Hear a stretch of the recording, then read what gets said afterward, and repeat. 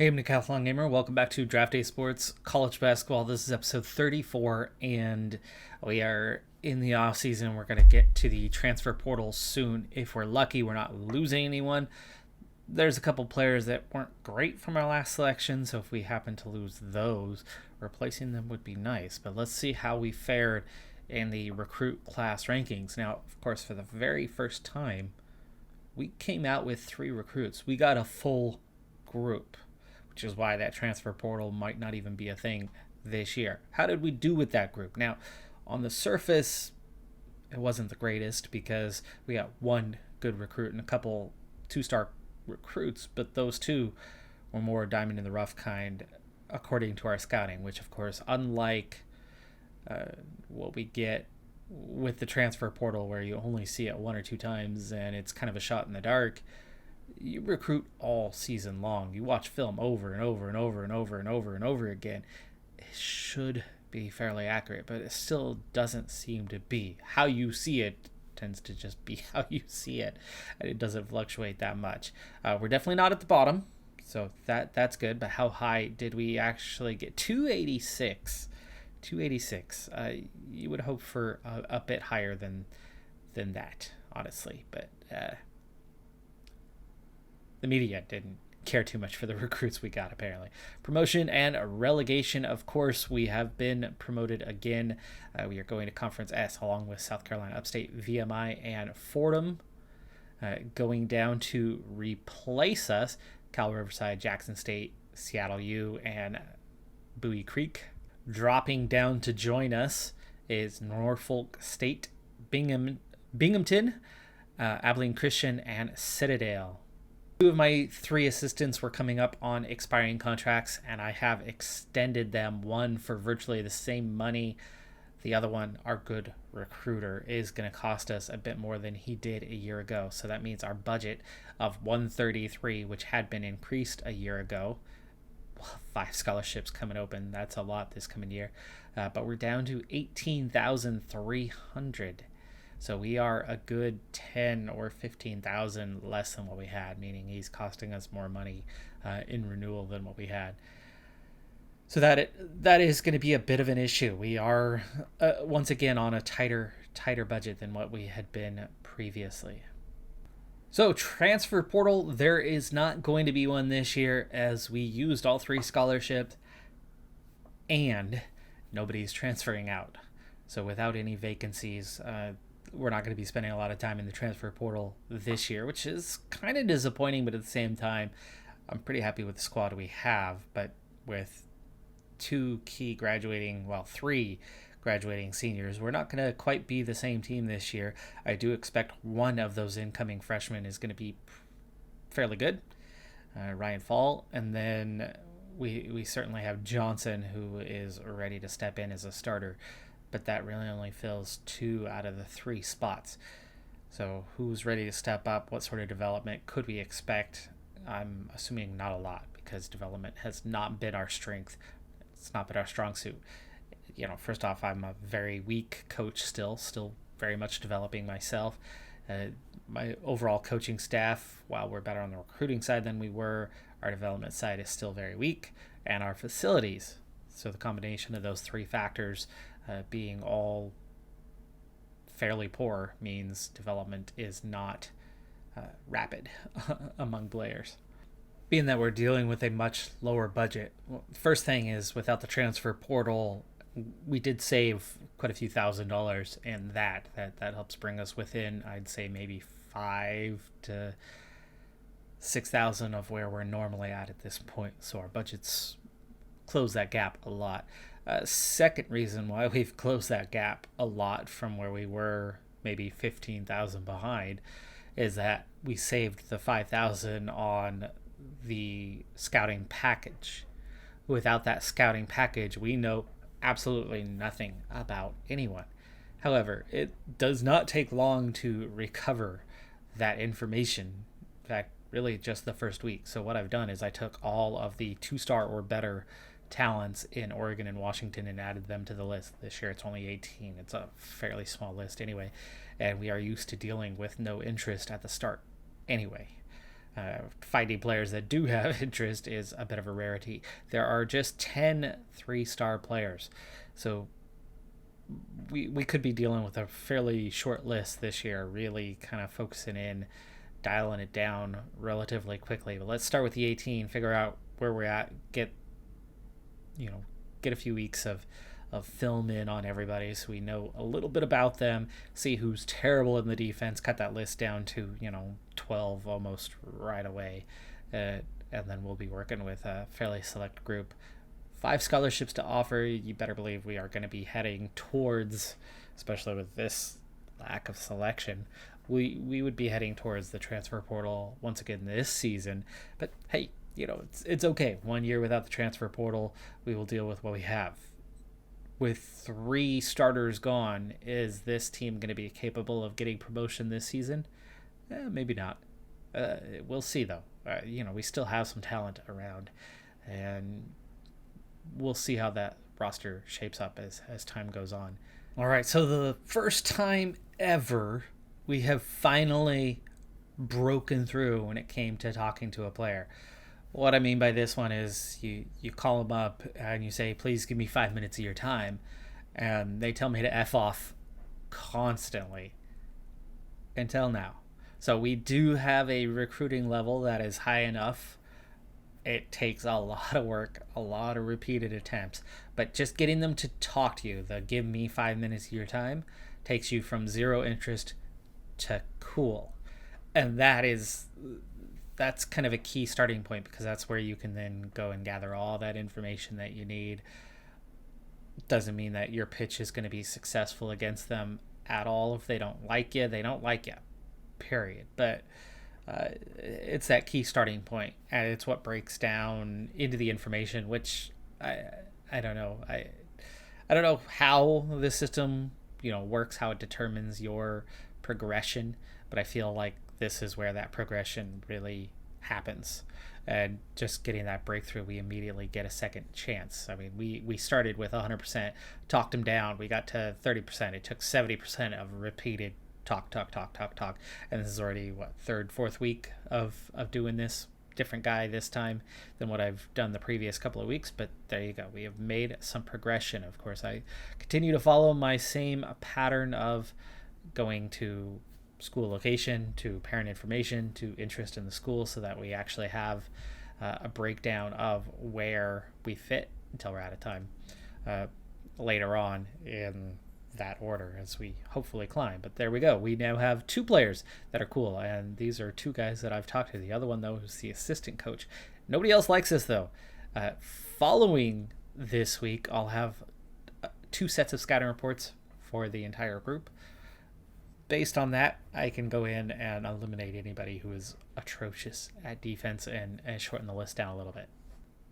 It was definitely not a fluke, as just a couple weeks later, we have managed to get yet another player to ease off on the tension and actually hear us out. So we've definitely reached that stage. So that means recruiting is going to start pushing into another level, and we can more actively get after some of these better guys this way. In a single week of recruiting time, Craig BOSCHEE is somebody that I've gone and spoken with, and the first time that I reached out to him, we went from no contact to, sure, coach, I'll listen. And then I proceeded to unlock, have success after success. And we got everything but one. We got the parent info from him, the basic info. No parental control, so it's actually all him that we would be talking to. We got the where we stand. So those 2 pieces of information plus 6 others. So that's 9 total successes in just one 100% phone conversation stretch with one player. That's incredible how quickly we gained. Now, he's a point guard. It's a mix on kind of just how good he is. The defense isn't great. The shooting isn't great, but he will score. Not a great free throw shooter, but the passing, A+, ball handling, A-. I mean, we're looking at outstanding distribution of the ball. It's just, how much else will he actually do for this player. He's one of the top 3-star players out there, and might be worthwhile to get after. But anyway, we are quickly growing, and that's 5 of now 13 on the list that we are cool on, and I've single-handedly unlocked 4 of those. So we are actually doing better than my assistant coach at this point by a pretty wide margin. That's good. We're going to have our contact period soon. Let's go ahead and proceed to that, and we'll get started. I mean, I've got 5 4-star guys, and we have 5 scholarships out there. The only downside is that 3 of those 5 guys are all power forwards. One player unlikely to qualify for SAT scores is Donnie Johnson. He was the first one to get cool on us, and at B+, we have already technically offered him, but I don't think he's one that will work out. Everybody else probably should. Nick White, maybe not with the 2.3, but you would figure everybody else will. Brian Swift is fine because he's junior college. And we've just completed our first week of visits, going for the 4 best players out there, B+, A-, and a couple A+ in terms of the quality. Mullahan, the top guy, doesn't like us, and neither does Ed Reed. Chappell was good, and Donnie Johnson also good. So 2 out of 4. We do have a decision. This is Nick White, though. He was the 5th guy. So the 5th guy, I didn't go and visit him, and he is going to Nevada. So Donnie Johnson was pushed to warm. Of course, this is the guy that's probably not going to qualify. Seeing the GPA, a lot of other schools are going to stay away, which really increases our chances of getting him signed. But it doesn't help us at all with the SATs. I wish there was really something you could do. You could influence your college guys. You can't influence the high school guys to focus on their academics. It would be nice if you could give them that hint, like, hey, I know what your GPA is like. If you want to attend college, if you want a scholarship, you're gonna have to get a tutor. Take care of those grades. But anyway, Chappell, Johnson will continue on with. I'm going to try Williamson and BOSCHEE this week, and not Mullahan and Reed, who cooled off. They're not interested, and as 2 top 35 guys, there's going to be a lot of interest in them, and if they didn't like us back, I don't expect it to go well. We're going to have a very tough non-conference schedule with just 3 home games. 3 home games is all we are going to get for this non-conference schedule, which means I think we're going to be looking at a lot tougher season than what we've had for the last few. We'll see if we can still have a decent year. I don't think we're going to face a relegation battle in any way, but I'm not sure if we're looking at a promotion type season schedule, considering does not look like a great year for us, but hey, do what we can with it. Chappell liked us. Johnson thought it was cool that we came and visited. BOSCHEE does not like us, and Williamson, it went really well. Okay, so that's good on 3 out of 4. Chappell has made a decision. I'm guessing that's not going to go our way, as we were still only cool last week. He's going to Washington. To date, I've never had a player who did not care for the visit and said, I can't see myself playing for you. I've never had one of them on a revisit turn around and go, oh wow, you said some really cool things there. For one, we really only have one angle to pitch until we've gotten some actual prestige by moving up, by having some success. So without the prestige, we don't have multiple angles to push. As a result, I'm more keen to kind of move on and try other players on our list. And so that's what we're doing. BOSCHEE didn't like us.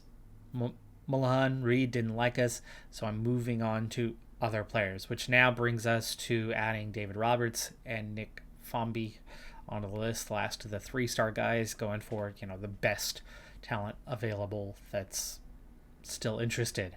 We're looking at 3 Bs and a B+ on this list. It's a decent group.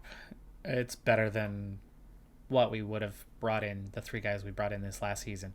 But so far, this is not looking too great in terms of our recruiting chances at the moment. I think this is our last contact week for the time being. And unless we have 4 great successes, it looks like we could be coming up a little short on the recruiting front here early on. Fomby does not like us. Roberts does not like us. Johnson went really well. Williamson went really well. Practice is set to begin.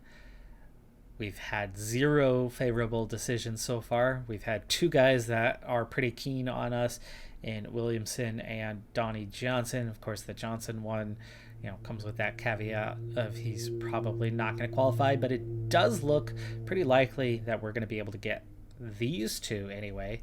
And we actually do still have contact this week, so there's that. I think instead of going down to our 2-star guys, unless we really like RASHAWN HUGHES, and no, I don't really like RASHAWN HUGHES. So we're going to try these 2 and go back to the top.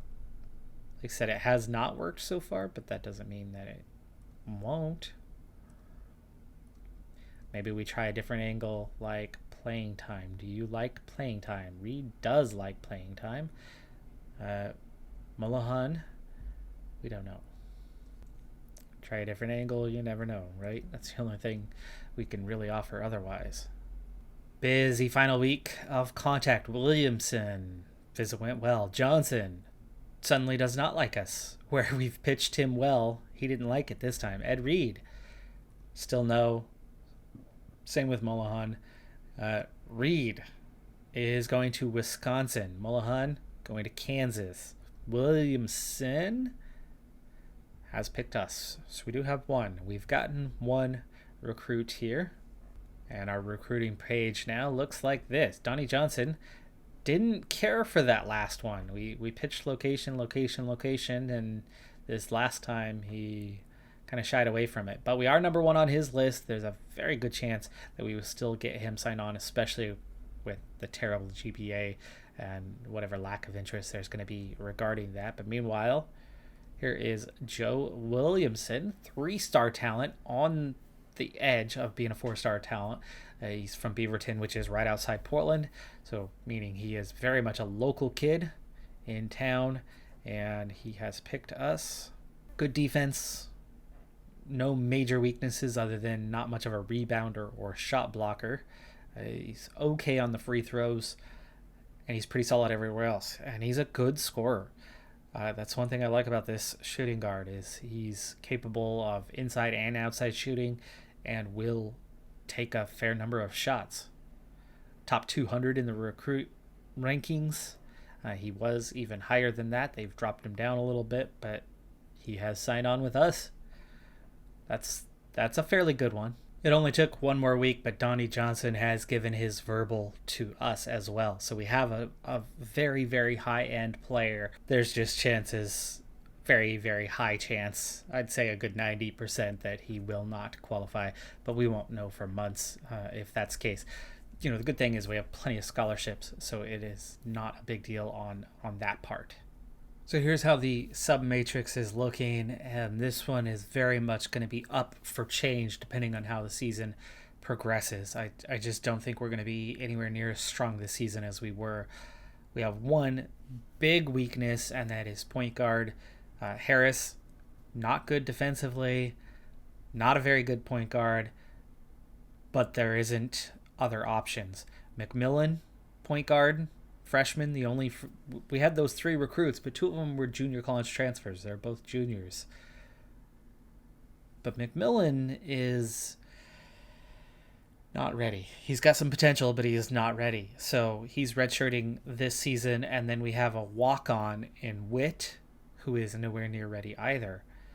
So Harris, by lack of choice, is the guy, and he's not very good on defense, but his backup options, well, they're not so good either. So Love is going to be playing a bit of point guard. I decided that Love, other than a couple minutes for McPherson and garbage time for McPherson, Love's going to be picking up the bulk of those point guard minutes when he's not in, which means the shooting guard minutes then go somewhere.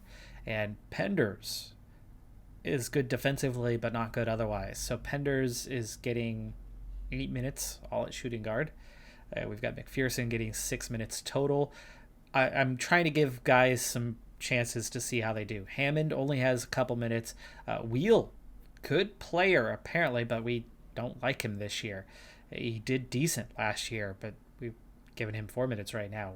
Fall, supposed to be pretty dang good. Scouting wise, we don't seem to like him right now. So between shooting guard and small forward, he's getting 16 minutes. We'll see how he actually performs. And that's the thing. I'm going to trial these guys out a little bit. McNeil looks like a decent option, but Stetson looks great this year. So we'll see if Stetson actually is, or is McNeil going to be a better option? Do we want to swap those guys out as the season goes on? We like Thomas, but I can only give him 10 minutes because he's behind Hold, who we don't seem to like as much this year. He's not the great dominant force that we thought of him as a year ago, but I have high hopes for him. So and then it's kind of all over the place. In Johnson, I trust. In Hold, I trust. In Love, him too. I trust those three guys. Other than that, though, Stetson, I'm not so sure on. And Harris, I have high doubts about that one. But that's the one real weakness. We do have a little bit of depth behind us otherwise. But the defense is nowhere near as strong as it's been in past seasons after the first handful of guys. So it does fall off. Harris in particular. Harris is going to be a real liability for us. And we'll see how that actually, works out. I'm going to be keeping a closer tab on how the season progresses. And this matrix may change as the season goes on. That is going to do it for this episode, though. We got all the way through the offseason, and we are ready to go into non-conference play next time. We'll quickly make our way through that. Like I said, I don't think we're going to be facing a failure of a season. I don't think we're going to be anywhere near relegation zone, but I'm not sure that this is a promotion-type season. We had one of those a couple years ago and squeezed our way in and won that conference tournament. So could this be a year like that? I think this is more that type of team this year, though. I don't think we're going to be on top of the conference. That much I feel fairly confident of. But I think we still have a fairly talented team, and we're going to win some games. Just how many? I don't know. Are we going to be a 500 team? Quite possibly. I'm Decathlon Gamer. Like, comment, subscribe, and I'll see you next time. Have a good one. Be safe out there, and bye for now.